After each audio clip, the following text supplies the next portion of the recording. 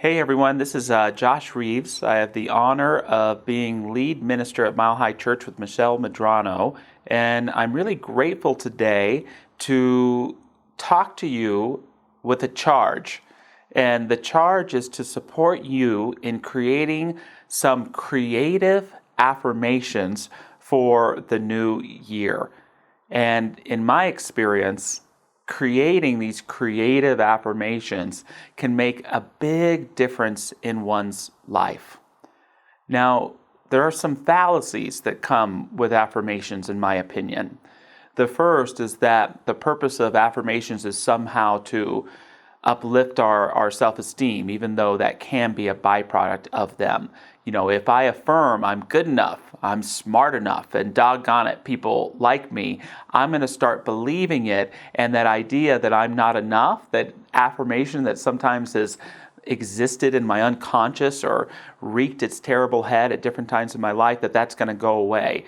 And in my experience, that affirmation, Josh, you're such an idiot, it doesn't go away. It's still there. It still lingers. And so although affirmations can, as a byproduct, uplift our self-esteem and help us reveal deeper truths about ourselves, it's not my experience that they erase some of those negative beliefs that we carry with us, but they can help us overcome them. Affirmations as well are, for me, not a trick to manipulate the universe into demonstrating for us in some way that it wouldn't if we didn't affirm it.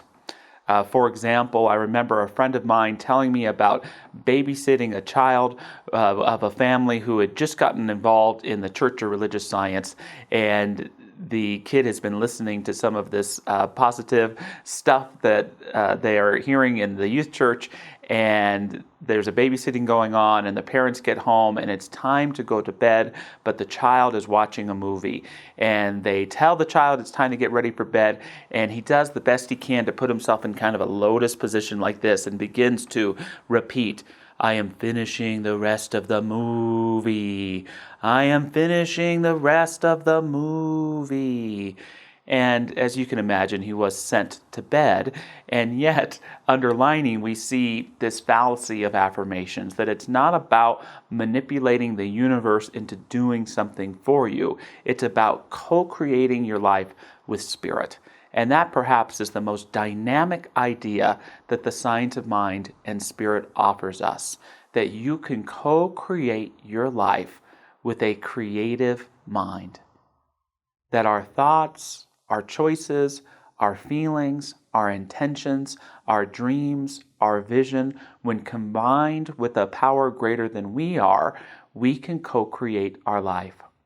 Ernest Holmes, the founder of our faith, he gives this very dynamic definition of life, simple yet dynamic. Life is infinite potential combined with unlimited creative imagination. Infinite potential. That could be a synonym for God. This idea that all that we mean when we use this term God is the infinite potentiality, the acorn in all things, the matrix. This infinite possibility resides in all things, and when it combines with unlimited creative imagination, it can bring forth what that potential is. Now, this unlimited creative imagination, this is that part that includes us, because we are part of mind itself. We are connected with intelligence.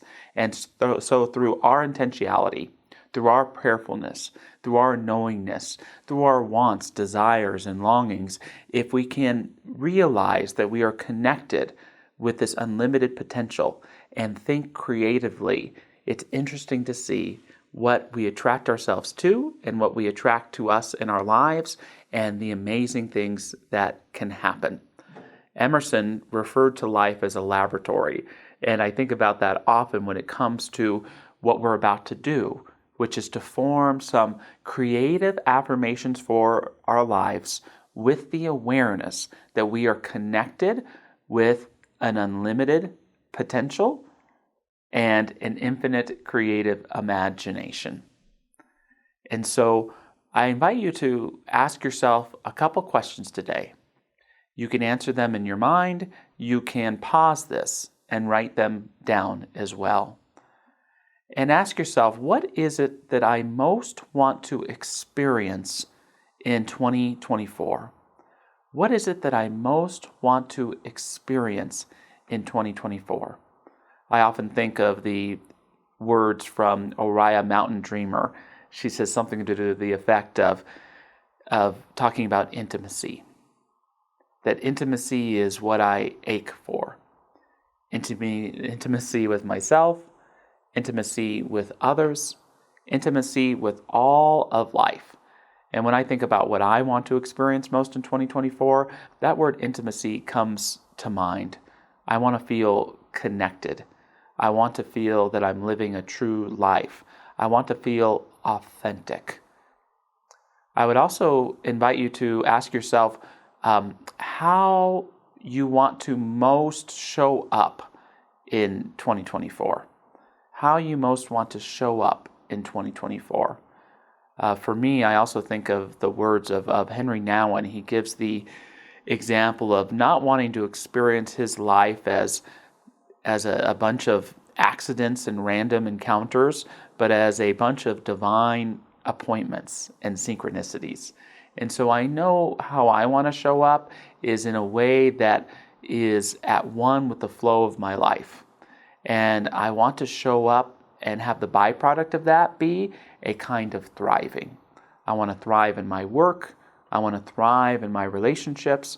I want to thrive in my personal life. And so in awareness of the answers to these questions, I'm going to invite you to either articulate some affirmations in your mind or to write some down. Normally during these Wednesday night insights, when I'm done and the practitioner prays, there's a kind of candle flame that goes up. And I'm going to request Bobby, if he's willing, to throw up the candle image now to give you a couple minutes to just write some affirmations for yourself. They can be I am statements, they could be statements of truth, they can be whatever works for you, because there's the opportunity to edit them and to better clarify them a little later. I did this before, and so as you're watching this candle flame, I'm going to read some that I came up with. So mute me or listen to me and see if it inspires you as well. Some of the ones I've written for myself. Solitude creates more time for me. Solitude creates more time for me. Creativity is at the center of my life. Creativity is at the center of my life. I am experiencing incredible love and am incredibly loving. I am experiencing incredible love and am incredibly loving. I see others, and as a byproduct of that, I am seen. I see others, and as a byproduct of that, I am seen. My thriving is a direct result of my way of life. My thriving is a direct result of my way of life. Growth is taking place all around me.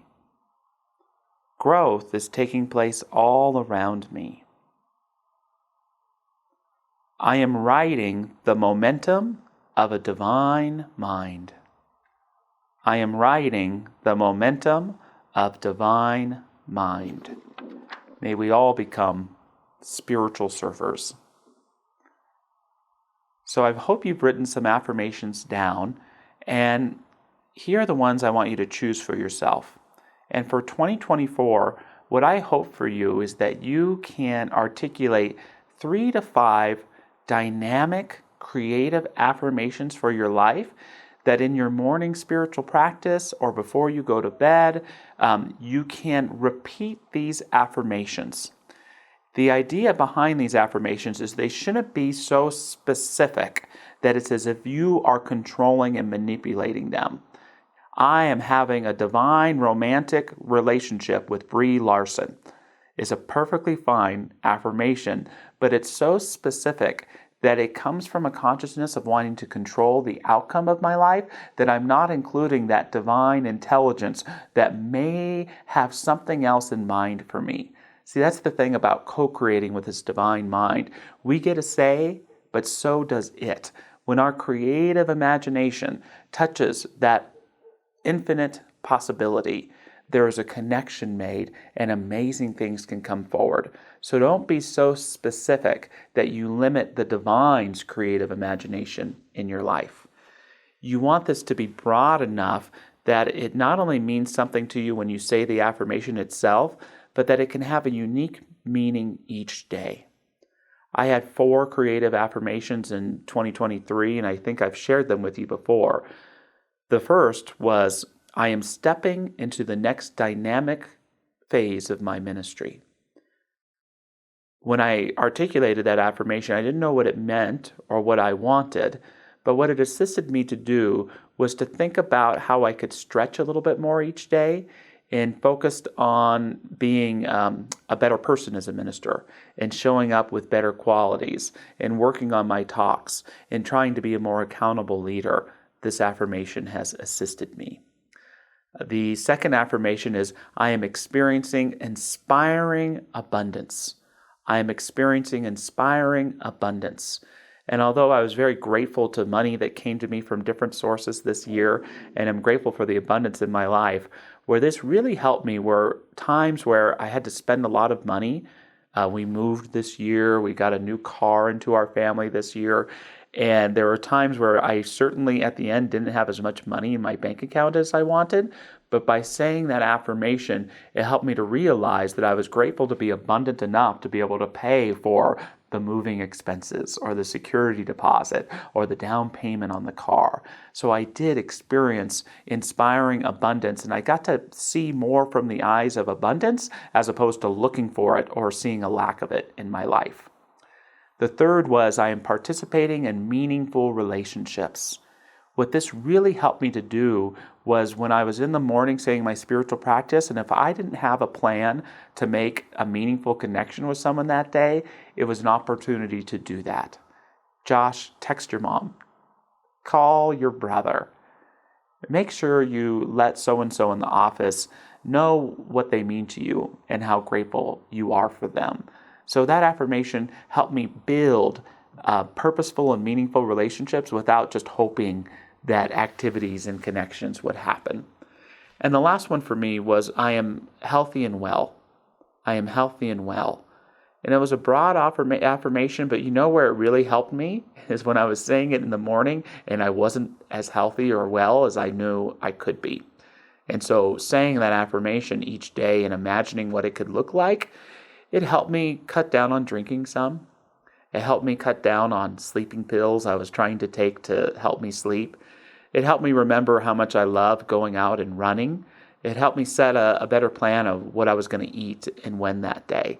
And so it wasn't about being hard on myself, but it was about making a daily commitment to being healthy and well. And when I say in the mornings, I am happy, healthy, and well, I added a happiness in there, and I really am, it makes me really proud, and it builds a momentum for moving throughout our day. And so I invite you to choose and keep articulating 3 to 5 affirmations. You don't have to decide on them yet, because I want to invite you to be with me next week when I'm going to talk about what I call the triple A of affirmations. And we're going to learn how to articulate our affirmations, how to anchor our affirmations, and how to apply them to the different areas of our lives. And what I believe and what I promise you is if you step into 2024 with a sense of creative purpose, with a recognition that you are a co-creator in your life, then amazing things are going to happen through this important, vital, and vibrant practice of creative affirmations.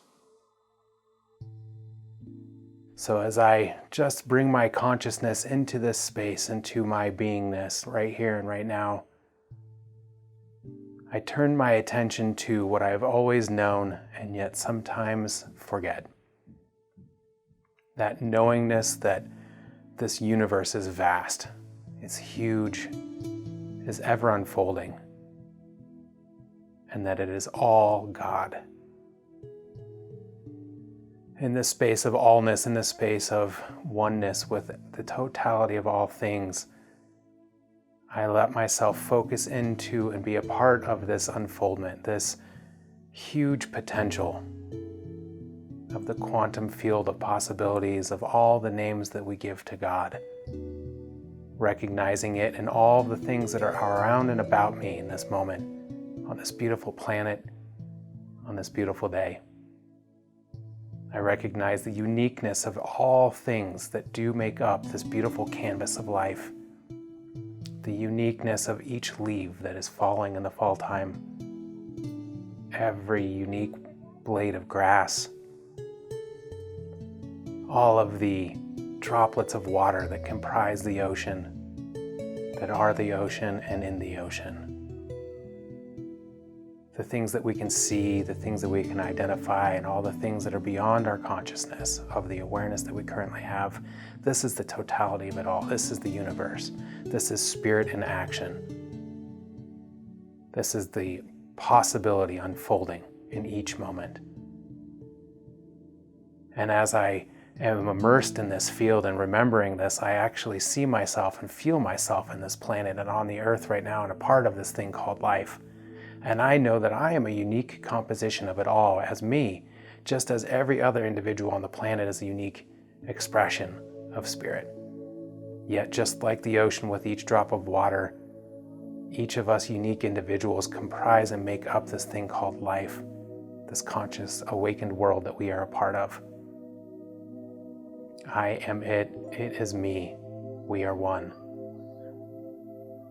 In this space of oneness, I recognize and know that as I speak, as I pray, as I put forth who and what I am creating with all that is. I am a part of this thing called life. So it's here and now that I turn my attention back to the impetus for this prayer, that space of knowingness that there is indeed compassion on this planet. There is compassion within my beingness, and that as I have compassion and empathy, that this is what is being poured forth into all of humanity, for there is no separation of anything or anyone. In this place of compassion and empathy, I feel the nurturing nature of life. I recognize it just as the tender touch of a loved one, the caring, nurturing nature of a mother and a father. That space of us that knows without condition that love is the depth of all of our beings.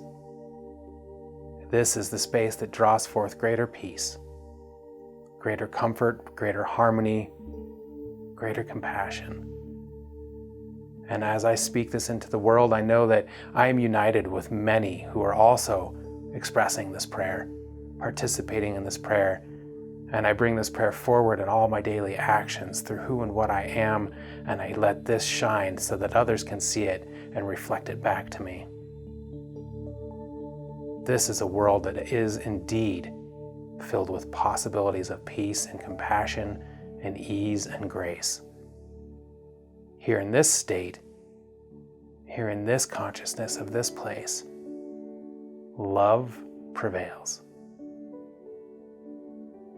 And in this love, I give great gratitude for the opportunity to pray, for the opportunity to be conscious and awake and participating in what is life right now. It's in this space that I allow all to go forth from me, knowing that it is full well done, because the law just simply reacts. There is no judgment. There is no attitude of decision. Just as I pour water into a glass and it takes that form, my prayer has been poured into the universe and it is taking form now. So I simply let this be, I let it go, and I allow it to be so, knowing that it is done.